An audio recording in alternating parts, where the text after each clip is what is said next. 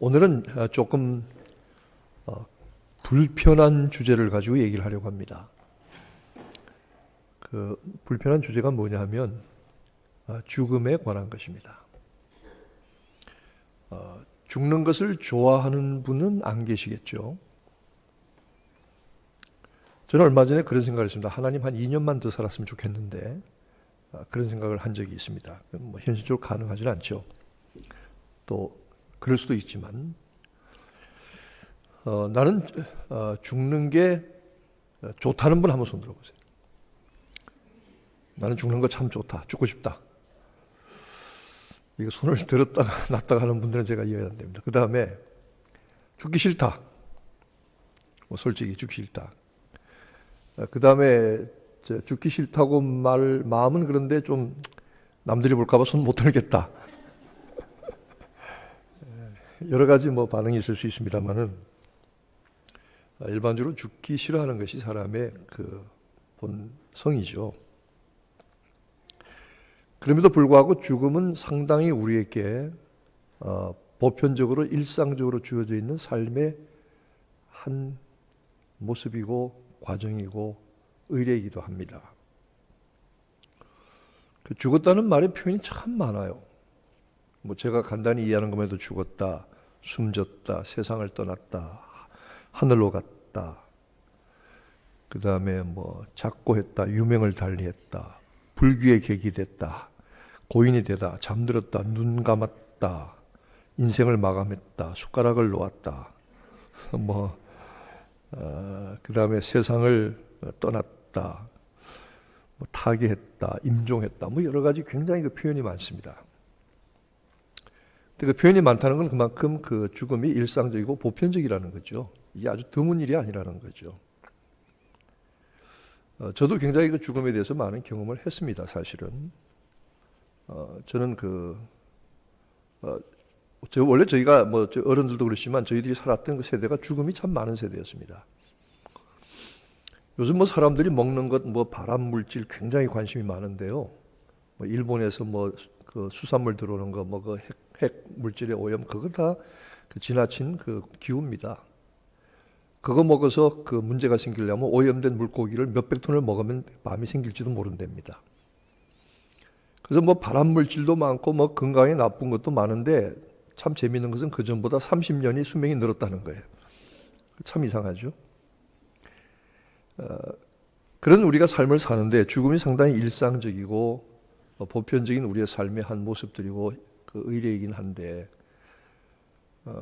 저는 뭐 어릴 때 죽음을 많이 옆에서 봤습니다.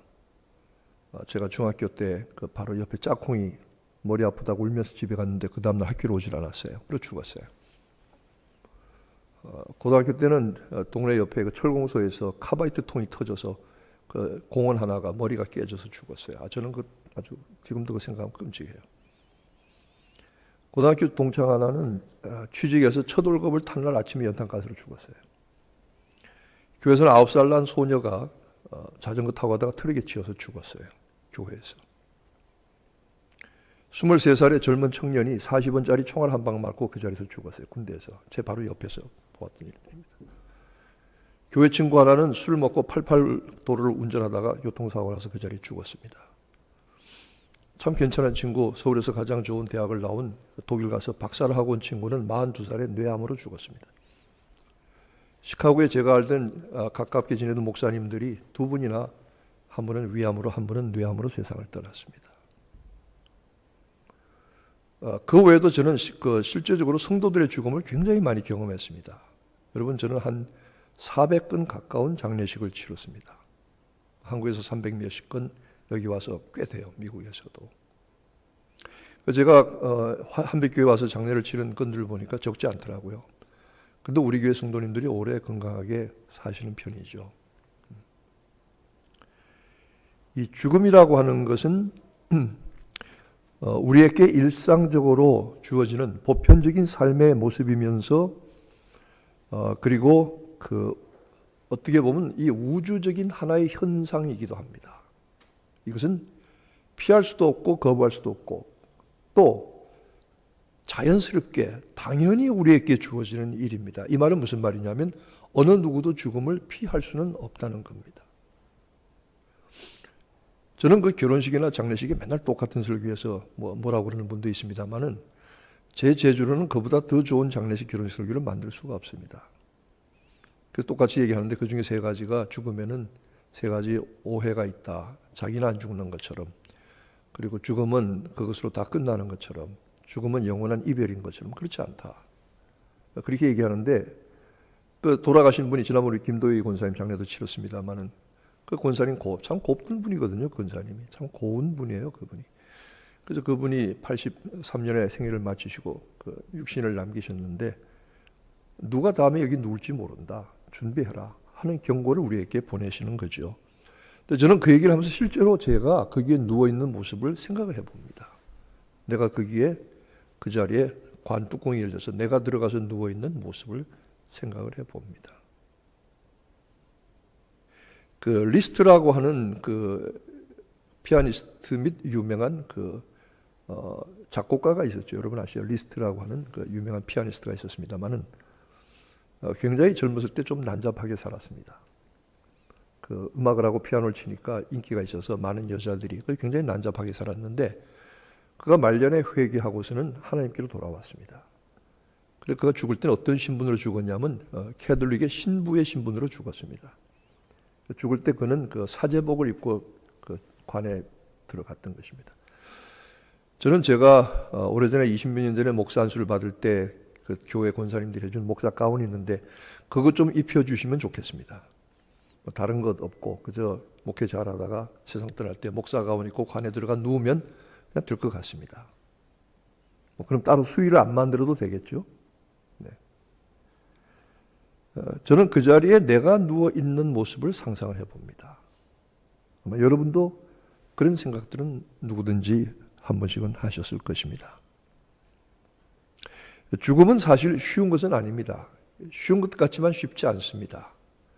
그 호스피스 말기암이나 마지막 그 삶의 단계를 마감하는 그 병원이나 시설에서 일하시는 분들의 이야기를 들어보면 세상 떠날 때 다 고통스럽게 떠나신다고. 우리가 생각할 땐 그냥 그 고통을 죽는 사람이 표현을 못하니까 우리가 잘 모르는 것뿐이 실제로 의학적으로 보면은 굉장한 고통을 겪고서는 마지막에 진이 빠져서 세상을 떠나신다. 그 짧은 며칠 혹은 한 주 혹은 한 달 이 기간 동안 마지막 그 숨을 몰아쉬는 그 과정이 옆에서는 그분이 그걸 표현을 잘 못하니까 통증을 잘 드러내지 못하니까 우리가 모를 뿐이지 의학적으로는 굉장한 고통 가운데 있다가 완전히 몸이 다 진이 빠져서 세상을 떠나신다. 그렇게 그 의학적으로는 설명할 수 있다고 합니다. 그래서 어떤 분이 이야기를 가장 행복하게 죽는 것은 심장마비로 죽는 것이다. 심장마비로. 그냥 자다가 딱 멎어서. 그래서 저녁 먹고 잠깐 누웠는데 그냥 그대로 세상을 떠나시는 거. 그래서 저는 오늘 저녁 먹고 침대에 잠깐 누웠습니다. 피곤해서. 그렇게 해서 그냥 가면 그런 분들 있잖아요. 왜? 저녁 잡수시고 아이고 나 좀 속이 거북하다. 좀 누웠겠다고 누웠는데 그냥 그 길로 가십니다. 28살의 연세대학교 대학원생인데 세상에 그 결혼한 지 1년 뱃속에 유복녀를 놔두고는 그냥 자다가 심장마비로 세상을 떠나 28살짜리가. 그렇게 해서 그 심장마비로 세상을 떠나는 분들이 사실은 가장 행복한 분들이라고 합니다. 아니면 그 뇌출혈 같은 거 이렇게 이게 뇌에 저게 와서 스트로크가 와서 그냥 떠나시는 분들. 크게 고통을 못 느끼고 그냥 보통 가신 이분들이 되게 행복한 죽음을 하는 분들이랍니다. 그게 고통하지 않으시고. 저희 아들이 하는 얘기가 담배 안 피우고 폐암이나 다른 암이 걸려서 고생하는 분들이 참 안 됐다고. 여러분 묻습니다. 여러분은 어떻게 죽기를 원하십니까? 여러분이 원하는 그 질병을 선택하시기 바랍니다. 그래서 나는 무슨 병으로 죽기를 원한다. 이왕 죽을 거면. 목사님 그런 소리 하지 마. 난 아직도 많이 남았어요.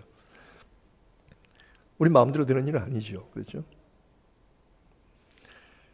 중요한 것은 우리가 어떻게 죽을지 언제 죽을지는 아무도 모른다는 사실입니다. 그런데 여러분 저는 한 번은 이렇게 한 10번 정도 설교한 적이 있는데 잘 죽어야 합니다라고 설교를 한 적이 있어요. 잘 죽읍시다. 이게 무슨 말씀이냐면 사는 것은 현재형입니다. 그렇죠? 사는 것은 현재입니다. 여러분 영어로 과거는 past고 past. 그 다음에 미래는 future죠. 그 다음에 현재는 뭡니까? 내가 너무 어려운 영어를 물어본 것 같아요. 현재는 뭐죠? present. 그렇잖아요? 맞습니까? 내가 지금 제대로 얘기하는가? 데이지 집사님 내가 지금 바로 얘기한 거예요? 예, 저분이 영어를 제일 잘하는 것 같아서. present. 네. present가 다른 말로 뭡니까? 선물이잖아요. 지금 현재 내게 주어진 시간과 삶이 뭐라고요? 선물이라고, 선물. 같은 거야. 프레젠트가 현재라는 것과 선물이라는 게 같은 거예요. 현재 내가 이 자리에 살고 있다는 건 현재 이 시간과 상황이 나에게 무엇으로 주어졌다고요? 하나님께서 거두가시면 아무것도 없죠. 그러니까 내게 이 시간이 선물입니다. 현재가. 그것이 어떤 것이든 간에 내게 소중하게 주어진 선물입니다. 여러분은 지금 엄청난 선물을 저와 함께 받아가지고 있는 것입니다. 참 고마운 일이죠. 그러니까 살아있다고 하는 것, 현재라고 하는 것이 얼마나 고맙습니까? 그리고 오늘 이 시간에 이 자리에 나와서 예배할 수 있다는 게 얼마나 고맙고 축복되고 특권인 일입니까? 참 감사한 일이죠. 얼마나 고맙습니까? 여러분이 오늘 이 시간 예배가 이 자리가 내게 선물로 주어진 것을 감사하시기를 축원합니다. 정말 감사합니다. 이 살아가는 것은 현재형입니다. 이 present, 현재 진행되는 것이죠. 현재 진행되는 것이기 때문에 바뀔 수가 있습니다. 변화의 가능성이 있습니다. 그렇죠? 여러분 치매에 안 걸리는 방법 중에 하나가요. 복잡한 계산을 하래요. 저는 그 수학을 참 못하는 사람이거든요. 그래서 저는 수학 잘하는 분은 무조건 제가 끔뻑 죽습니다. 수학 어떻게 잘할까? 그래서 이 수학 문제를 이게 만약 그 하루에 정기적으로 몇 개씩 그냥 끙끙거리면서 풀 수 있다면, 아니면 무슨 어려운 게임을 한다든지, 그러면은 이 그 치매를 예방할 수 있고, 또 한 가지는 치매를 예방할 수 있는 것 중에 하나가 뭐냐면 안 하던 짓을 하래요. 안 하던 짓을. 그게 뭐냐면 저는 매일 집으로 갈 때 여기 퀸스 블루바드로 나가서 사고 타고는 가서 엑시 34에 뉴하이드 파크에 내려서 그래서 마르커스로 내려가 가지고 힐사이드로 빠져서 알렌길로 들어가거든요. 저희 집으로. 근데 이걸 한 번씩 바꿔보라는 거예요. 어떻게 바꾸냐? 여기서 저기 그 와이스톤 올라가다가 크로스 아일랜드 타고 거꾸로 내려가 가지고 이렇게 한 번씩. 그러니까 뭐든지 하던 것, 늘 하던 것을 한 번씩 바꾸는 거예요.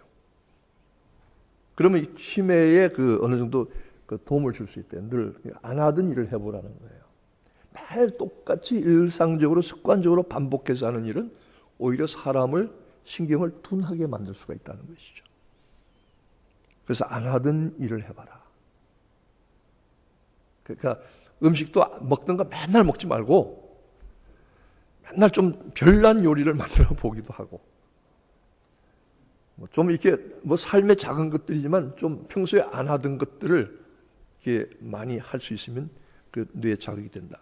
삶이라고 하는 것은 언제나 변화의 가능성이 있습니다. 그렇죠? 이렇게 할 수도 있고 저렇게 할 수도 있습니다. 또 더 잘해볼 수도 있고 더 삶이 어려워질 수도 있습니다. 더 도덕적이 될 수도 있고 더 타락할 수도 있습니다. 삶이라는 건 항상 이렇게 변화의 가능성이 있습니다. 그런데 죽음은 단 한 번입니다. 그리고 변화가 없습니다. 죽음은 그것으로 끝입니다. 그리고 잘 사는 것도 중요하지만 잘 죽어야지. 왜냐하면 그 한 번의 죽음을 통해서 그 사람의 전체가 마감되어 버리고 결정되어 버리는 거예요. 이게 무슨 말씀이냐면 어떻게 살았느냐 보다도 어떻게 죽었느냐가 더 인생에게 중요할 수가 있다는 것입니다. 어떻게 죽었느냐, 어떻게 살았느냐 보다도 어떻게 더 죽었느냐. 제가 한국에 있을 때 어떤 권사님이 저한테 목사님, 제가 돈이 조금 생겼는데 선교지에 교회를 좀 지어주세요. 그래서 부탁을 받고는 제가 알아봤더니 중국의 그 훈춘이라는 곳에, 그 연변에서 한 2시간 가는 훈춘이라는 곳에 거기 조선족 교회가 있는데 거기 장애인들을 위한 교회가 하나 필요하다. 그래서 그분이 한 3만 불 정도 내서는 교회를 하나 지었어요. 그 당시에, 오래전에. 그래서는 그 장애인들을 위해서 교회를 지었는데 예배 시설을 전부 장애인들만, 친교실도 전부 장애인용으로 했어요. 부엌도 안전뱅이로 앉아서 할 수 있도록. 그리고 싱크대를 밑으로 파가지고 밑으로 내렸어요. 부엌에. 그러니까 앉아서 다 이게 그릇 씻고 음식도 할 수 있는 거예요. 장애인들을 위해서. 얼마나 좋아하는지 몰라요. 그러고는 한 번은 그 똑같은 얘기 또 하시고, 목사님 하나 더 부탁합니다. 그래서 알아봤더니 이번엔 그 중국 사람들, 농아, 듣지 못하는 중국 사람들, 이 귀머거리, 말하지 못하는 귀머거리와 벙어리들을 위한 교회가 있는데 너무 낡아서 그걸 완전히 새로 좀 지어줬으면 좋겠다. 그래서 그것도 한 3만 불 정도, 그 당시 한 3천만 원 정도 들여서 지었습니다. 근데 그때의 그 일을 전체적으로 알고 주선하고 감독했던 선교사가 한 분 계신데, 강호빈 선교사입니다. 이분은 그 연변에 해양 전문학교라 전문대학이라는데 거기서 교수라고 하는 타이틀을 가지고서는 조선족 전도를 하고 그다음에 탈북자들을 돕는 일을 했습니다. 근데 이분이 굉장히 적극적으로 일을 했어요. 그래서 북한에서 공작원을 보내서 이분에게 독침을 쏘아서 병원에 입원한 적도 있습니다. 그러고는 이분은 그 차를 타고 가는데 완전히 대형 버스가 이분의 타고 가던 승용차를 그냥 갈아뭉개 버렸어요. 그래서 일반 사고로 가장한 타살 혐의가 있다 하는데 뭐 중국이 그런 거 없잖아요. 그냥 뭐 넘어가잖아요. 그래서 세상을 떠났어요.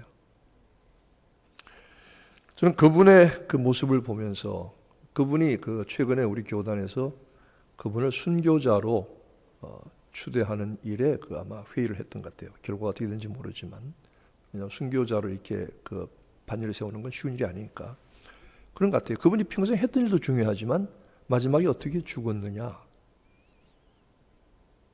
평소에 아무리 잘 먹고 잘 살고 호화롭고 편안하게 살았어도 그 사람의 죽음에서 아무런 인생의 가치와 하나님께서 우리에게 주신 삶과 사명의 의미를 찾을 수 없다면 그건 잘못 사는 거죠. 그러니까 중요한 것은 잘 사는 것보다 잘 죽는 게 더 중요하다고요.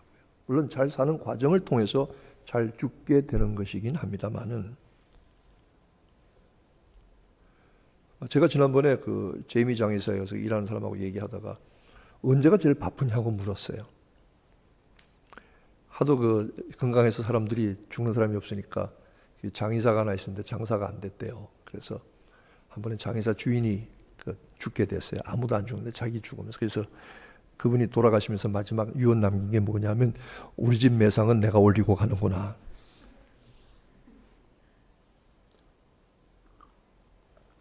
그랬다는 이야기가 있습니다만은 그 12월, 1월, 2월이 제일 바쁘대요, 장의사는. 그래서 왜 그러냐 하니까 대체적으로 플루로 돌아가신 분들이 많대요. 독감으로. 그래서 우리는 잘 모르는데 그 의외로 이게 플루, 유행성 독감으로 돌아가시는 분들이 많구나. 그래서 웬만하면 그 독감 주사 맞으시는 거 괜찮습니다. 권합니다. 그거 맞으면 가볍게 넘어가든지 아니면 그냥 넘어갈 수 있습니다. 특히 노약하신 분들은 꼭 필요합니다만은, 이렇게 이 죽음의 모습들을 참 많이 보면서, 이 젊었을 때는 사실 이 죽음에 대해서 별로 그렇게 생각하지 않습니다. 보통 사람들이 20대는요, 20대, 여기 20대가 계신지 모르지만, 20대가 좀 있구나. 20대들은 40이 넘은 사람은 사람같이 보이질 않습니다. 지나 그렇죠? 40 넘으면 뭐하러 살아? 10대나 20대는 그렇게 생각합니다. 40 지난 인생은 상상도 할 수 없다. 제가 서기 2000년이 되면은 나이가 47살이었거든요, 그때. 2000년이. 저는 그때 2000년이 돼서 47살이 된다는 걸, 47살이 된다는 걸 상상을 못 해요. 47살에? 그게 사람이냐, 47살? 근데 그거보다 지금 10몇 년을 더 싸고 이렇게 반질반질하게 있습니다. 특히 마찬가지로 젊었을 때는 죽음에 대해서 생각하지 않습니다. 뭐 주변에 일어나긴 하지만 그건 나와 아무 상관없는 거예요. 그러나 이상하게 나이를 먹으면 먹을수록 이 죽음에 대해서 친근한 느낌이 듭니다. 친근하다는 느낌은 뭐 대단히 좋다는 게 아니고 아주 그렇게 멀지 않다. 언젠가 나에게 곧 닥칠 수도 있는 일이다. 제가 어떤 여자 전도사님이 나이가 많으신 분이 계셨는데요. 그분은 꼭 한 번씩 그 전에 얘기입니다. 저를 꼭 한 번씩 한 달에 한 번씩 데리고 가세요. 어디를 데리고 가냐면 자기가 사준 묘자리로 데리고 가요. 그러면서 목사님, 요게 내가 사둔 거, 요거 내가 묻힐 거예요. 요 자리에 나 잘 묻어주세요. 그리고 그날 꼭 갈비하고 냉면을 사요. 우리 교회는 왜 그런 분이 안 계시지? 그런데 그분은 저한테 그걸 보여주면서 목사님이 자기가 죽은 다음에 자기를 묻어주고 예배 장례를 치러줄 걸 생각하니까 마음에 정리가 되는 거예요. 그러면서 자기가 묻힐 묘자리에 가서 그게 가만히 서 있어 보는 거예요. 근데 저는 그때가 40대 중반인데요, 40대 초반인데 상상이 안 갔어요. 그게 이해가 안 됐어요. 자기 재산 18억을 내서 수양관을 짓고 또 10몇 억을 내서 장학재단을 만들었던 전금년 권사님한 분이 계신데, 그분은 그 수의를 아주 분홍색 한복으로 예쁘게 마련해 놓으셨어요. 그분은 그 수의를 보시면서 편안해 하시는 거예요. 아, 이게 어른들에게 이런 심리가 있구나 하는 사실을 제가 알았어요. 저는 요새 저도 조금씩 그 심리를 이해할 것 같아요. 그래서 제 방에 그런 목사 가운을 이렇게 쓰다듬어 보면서, 아, 이걸 입고, 그건 아닙니다. 그럴 수 있다는 겁니다. 죽음이라는 게 결코 나이가 먹을수록 아주 멀거나 아주 나하고 상관없는 일이라 아주 가까운 일, 나의 일로 점점 여겨지는 일이 바로 그것입니다. 이건 피할 수가 없습니다. 그런데 만약 우리가 이 일을 피할 수가 없다면은, 죽음이라는 것을 피할 수가 없다면 어떤 태도와 자세로 죽음을 바라보고 생각하고 맞이하느냐 하는 것은 참 중요합니다. 원하지 않고 기피하고 싶지만 그럴 수 없다고 하면은 어떻게 해야 할 것이냐. 오늘 야곱의 그 죽음의 그 여러 가지 모습들을 한번 생각을 해보면서, 야곱이 130년을 살았습니다. 적지 않게 살았죠. 그러고는 그가 죽기 전에 자기의 자손들을 다 축복을 했습니다. 다 축복을 했습니다. 여러분, 그 자식이 잘 되기를 바라는 마음은 부모의 공통적인 마음입니다. 어느 부모도 자식이 그렇게 세상에서 성공하지 못하거나 어렵게 살기를 원하는 부모는 아무도 없습니다. 다 자식이 잘 되기를 원합니다. 그러니까 자식이 잘 되는 것을 보면 부모는 기뻐요. 그것보다 큰 보람이 없어요. 야곱이 그 자손들을 위해서 축복할 때 얼마나 간절하게 했겠습니까? 정말 자기의 모든 그거 다 쏟아서 그 자손들을 축복했겠지요. 그러고는 숨이 졌습니다. 죽기 전에 야곱은 이렇게 말합니다. 고향 땅에 가면 헤브론에 햇사람들로부터 산 막벨라의 참나무, 상수리 나무에, 우리말로 말하면 떡갈나무, 도토리 나무에 그 굴이 있는데, 그 굴은 아브라함, 너희 조상 아브라함이 돈 주고 산 거다. 우리 땅이다. 거기에는 아브라함과 사라도 있고 이삭과 리브가도 있다. 나도 라헬을 거기다 장사 지냈다. 다만 레아를 장사 지냈다. 라헬은 그 베냐민을 낳다가 베들레헴 가는 길에서 죽었기 때문에 그곳에서 장사를 지냈지만, 레아도 지냈고 나도 거기 묻히기를 원한다.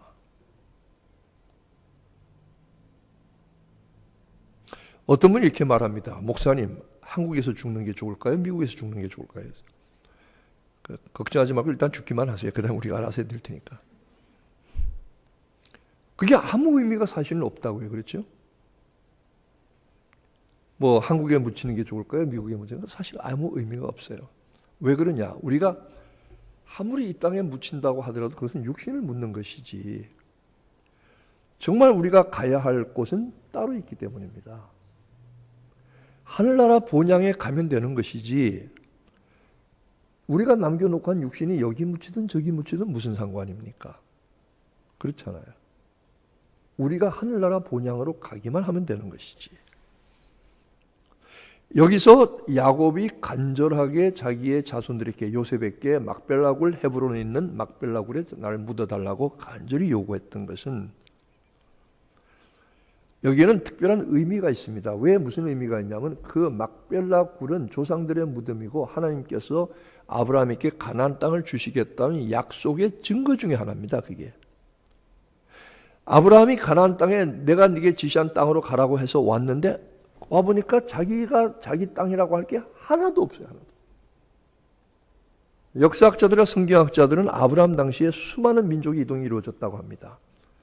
이미 그 가나안 땅에 가보니까 하나님께서 야 이건 네 땅이라고 어마어마하게 그저 몇만 평 정도 만들어 놓고 너 가져라 그러실 줄 알았는데 참 놀랍게도 약속된 땅을 주겠다고 갔는데 보니까 손에 넣을 수 있는 땅이 하나도 없더라고요. 이미 다 임자들이 있더라고요. 하나님 약속이 참 이상하잖아요. 내가 네게 지시한 땅으로 이 땅을 네게 주리라 했는데 가보니까 자기 이름으로 할 수 있는 땅이 하나도 임자들이 다 먼저 정해져 있어요. 그런데 하나님께서 준다고 그랬다고요. 이건 믿음으로 받을 수밖에 없는 거죠. 그래서 아브라함이 은 300을 주고 돈으로 샀잖아요. 그 밭을. 사서는 그곳을 사라를 묻고 자기의 가족묘지로 선영으로 썼잖아요. 이것은 무엇이냐면 하나님께서 가나안 땅에 아브라함이 발딛게 하시고 아브라함의 소유를 주시기 위한, 사실 말하면 그게 아브라함의 그 가나안 땅에 들어가는 브릿지 헤드, 교두보가 되죠. 아브라함이 발디딜 곳이 되죠. 그러니까 이거는 이 막벨라 굴이라는 것은 단순히 무덤이라는 의미를 떠나서 아브라함에게 주시는 하나님의 약속에 중요한 의미를 가졌어요. 이게 무슨 말이냐면 약속을 붙드는 믿음이라는 거예요. 우리가 이 땅에 살지만 우리가 돌아갈 하늘의 본향이 있으며 그 본향이 우리를 위하여 예비되어 있으며 그 본향이 우리의 신앙의 목표와 중심이 되어야 된다는 것을 우리에게 오늘 말해주고 있는 것입니다. 이 땅이 아니라 하늘의 본향. 내가 너희를 위하여 가서 처소를 예비하면 다시 와서 너희를 인도하여 나 있는 곳에 있게 하리라 하신 주님의 약속이 이루어지는 것입니다. 하늘의 처소. 이걸 어떤 성경은 There is a mansion 이렇게 번역하고 있어요. 마틴 루터 킹 목사님이 그 하늘의 맨션이라는 제목으로 설교하는 설교집을 제가 보니까 그렇더라고요. 하늘에 있는 것은 맨션입니다. 이 땅에서 상상할 수 없는 맨션입니다. 어마어마한 하늘의 집이 있습니다. 그리고 야곱이 이렇게 그 막벨라 굴에 가기를 원했던 것은 이것은 하나님께서 아브라함에게 주신 약속의 표징이기도 하면서 하나님이 예비하신 예비에 대한 전적인 신뢰입니다. 구약은 이렇게 말하고 있습니다. 있을 곳을 예비하신 주님, 이건 신약이고 열조로 돌아간다. 조상들에 돌아간다. 여러분 이게 무슨 말이냐면 이 굴을 파서 이렇게 시신들을 넣어두면 뼈를 같이 그 조상들과 함께 두는 것이니까. 그리고 음부로 내려간다. 그 다음에 이것이 낙원으로 갔다가 마지막에는 하나님이 예비하신 하늘나라로 우리가 가는 것을 점진적으로 성경은 가르쳐주고 말씀하고 있습니다. 유대인의 경우에는 그 돌아가신 분을 애도하지만 굉장히 선을 잘 긋습니다. 딱 정리합니다. 여러분 그 얘기 아시죠? 다윗이 그 바세바의 사이에서 낳은 어린 아이가 죽게 되었을 때 7일 동안 금식하면서 하나님께 기도했다가 아이가 죽었다는 이야기를 들으니까 얼른 몸을 씻고 음식을 먹기 시작하잖아요. 그러니까 신하들이 묻습니다. 아니 그 아이를 위해서 그렇게 애통하시고 금식하며 울며 기도하시더니 어떻게 그러십니까? 하나님께서 데려가셨다. 이제는 끝났다. 그래서 다윗은 일정한 기간, 유대인들은 일정한 기간 하나님께서 거두어가시는 그것을 애도하지만 딱 선을 쳤습니다. 유대인들의 장례는 대개 24시간입니다. 24시간 안에 장례를 치릅니다. 오늘날 여러 가지 상황이 좀 다르긴 하지만 그게 원칙입니다. 그리고 애도하는 기간이 딱 정해지고 그 기간이 끝나면 더 이상 애도하지 않습니다. 삶과 죽음이 구분되어져야 한다는 것입니다. 오늘 본문에 보면은 요셉이 그 아버지를 위해서 그 향 재료를 몸속에 넣었다. 이것은 방부 처리하고 미라를 만들었다 이런 얘기인데, 그 잘은 모르지만 그 이 박물관에 가면 미라가 있습니다. 그 미라를 어떻게 만드느냐면 무슨 쇠 갈고리를 넣어서 코로 넣어서 코를 통해서 이 뇌를 다 뺀답니다. 뇌를 다 빼낸답니다. 여기를 비워둔다는 건 뇌를. 그리고 창자를 다 끌어낸대요. 끌어내고 그 안에 썩지 않은 향을 채운다는 거예요. 근데 미라는 게 보면 안에 뇌는 다 비었고 안에 내장도 다 비었는데 그래도 향을 넣어서 방부 처리하고 건조시킨 것인데, 아마 이 당시에 요셉으로서는 가장 그 아버지에게 할 수 있는 최대의 장례 예우를 갖추었을 것입니다. 그러나 이것은 애굽의 풍습이지 이스라엘의 풍습은 아닙니다. 우리 신앙의 풍습도 물론 아닙니다. 사실은 죽은 이를 위해서 아무리 많은 것을 하고 많은 화려한 것을 한다고 할지라도 그것은 죽은 이를 위한 것은 아닙니다. 그렇죠? 그래서 아주 비싼 관이나 고급 수의를 입혀드리면 돌아가신 분이 벌떡 일어나서 얘들아 돈 좀 썼구나 고맙다 이러고 다시 누우시는 거 아니잖아요. 그렇죠?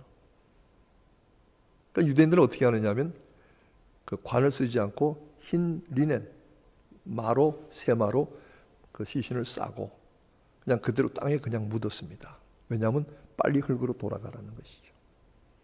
제가 얘기했지만 항상 그렇게 수위에 주머니를 내지 않고 구멍을 내서 손 나오게 했습니다. 손은 이렇게 들렁들렁. 왜? 빈손이다, 빈손이다 이렇게 보여주려고. 그리고 유대인 중에서는 제가 한국에서 그 장례를 치러 보니까요. 여기는 그냥 이 장례사에서 그 카트를 가지고 와서 거기다 관을 올려서 끌고 가니까 편하잖아요. 한국에는 이게 다 메고 가거든, 메고. 메고선 저 올라왔는데 이 선산이라는 게 나지막하게 있는 것만이 아니고 이 그 문중에서도 그 학렬이 낮은 사람 쫄병들은 저 꼭대기로 올라가요. 그 산 꼭대기로 그 관을 메고 올라가는데요. 이게 날이 좋으면 또 별 문제가 없어요. 아주 더운 날, 추운 날, 눈 오는 날, 비 오고 미끄러운 날 이거 보통 고역이 아닙니다. 관 메고 가는 게 참, 야 저거 참 쉬운 일이 아니구나. 그런데 유대인들은 그렇게 해서 이 관을 메라고 하면 다 슬슬 눈치 보고 빠지려고 그럽니다. 다 이렇게 불러다가 그냥 젊은 사람 시키는데 억지로 메고 가는 것이죠. 근데 사실은 유대인들은 이 죽은 사람을 메고 가는 부탁을 받는 것은 최고의 영예로 칩니다. 왜냐하면 가장 가깝고 귀한 친구들이 해주는 것입니다. 그러니까 이게 자랑입니다. 내가 누가 죽었을 때 내가 그걸 내가 메고 갔지. 이건 아주 큰 자랑입니다. 그 영광입니다. 그래서는 정리하고 가족들이 와서 함께 친척들이 만든 음식을 나누고 그리고 일정한 기간 혹은 어떤 그 추도하는 그 순서를 지난 다음에는 하지 않습니다. 야곱의 죽음을 통해서 우리가 다시 한번 깨닫지만 야곱처럼 참 파란만장하게 살았던 사람도 야곱처럼 평생 안 죽을 것 같은 사람, 여러분 성경에 가장 안 죽을 것 같은 사람 중에 하나가 야곱입니다. 왜 그러냐? 얼마나 욕심이 센지요. 야곱의 욕심 알지 않습니까? 이렇게 욕심스러운 사람 잘 죽지도 못합니다. 욕심이 많아가지고. 그런데 야곱도 하나님이 부르셨습니다. 중요한 것은 우리가 이 땅에 살면서 무엇을 생각하고 무엇을 목표하고 무엇을 가치로 삼고 살아가느냐 하는 것입니다. 그리고 하나님이 우리를 부르실 날이 언젠가 곧 올 터인데 그때가 준비되어 있느냐 하는 것입니다. 그리고 잘 사는 것도 중요하지만 잘 죽는 것은 더더구나 중요합니다. 제가 오늘 여러분에게 마지막으로 한 가지 질문하고 싶은 것이 있습니다. 만약에 여러분 대단히 죄송합니다. 그럴 일 없겠지만 오늘 밤에 잠자리에 들었다가 내일 아침에 일어나지 못하시게 된다면 여러분은 어디에 가 있게 되실 것입니까? 두 번째로 이런 질문을 드리겠습니다. 여러분이 이 시간에 마지막으로 한마디의 말을 남기라고 하면 여러분은 무슨 말을 남기시겠습니까? 유언장에 적는 말도 아니고 이 시간에 내가 마지막으로 한마디를 하라고 요구받는다면 여러분 뭐라고 하시겠습니까? 한번 생각해 보세요. 제일 가능성이 적은 사람부터 물어봐야지. 지나자매. 만약에 승철 형제는 또 성경 물어볼까 봐 오늘 안 왔구나.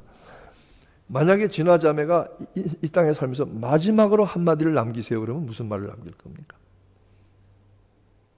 생각 안 해봤어요? 잘? 감사합니다. 아주 신앙적입니다. 감사합니다. 그렇게 얘기해서 너무 고맙습니다. 감사합니다. 어떻게 대답하든지 간에 그것도 좋은 대답이죠. 어떻게 하든지 간에 여러분이 내가 이 땅에서 마지막 한마디 말을 남겨야 할 때 무슨 말을 남기겠습니까? 그래서 이 심리학이나 어떤 그 치료 프로그램에서는 그 유언을 쓰는 그런 데 있어요. 어떤 교회에서 하도 성도들이 신앙이 그 변화되지 않고 그냥 죽음 같은 신앙이 돼서 목사님이 걱정하다가 한 번은 광고를 실었어요. 며칠 날 장례식이 있습니다. 전부 다 나오세요. 그러니까 사람들이 누가 죽었어요? 장례식이 있다니까 목사님이 나오려니까 갑니다. 갔더니 교회 앞에, 미국 교회는 그 교회에서 장례를 치르니까 여기다 관을 이렇게 쭉 열어놨는데 거기 보니까 시신이 없어요. 자, 거기 누가 있는지 한번 다 들여다보세요. 그랬더니 거기 관에 머리 있는 자리에 거울을 놨어요. 그 들여다보니까 자기가 거기 보이는 거예요. 여러분이 다 죽은 거예요. 우리가 이 땅에 살면서 어떻게 사느냐도 중요하지만 어떻게 죽느냐는 더 중요합니다. 좋은 삶을 사시고 좋은 마감을 하게 되시기를 축원합니다. 내가 이 땅에 살면서 마지막으로 무슨 말을 남기며 무엇을 끼치고 갈 수 있을 것인가? 그리고 우리는 정말로 하늘에 허락된 우리의 본향을 사모하는가? 오늘 이 시간이 야곱의 죽음을 통해서 우리가 생각하고 준비할 일들이 무엇인지를 돌이키는 시간이 되기를 바랍니다. 기도하겠습니다.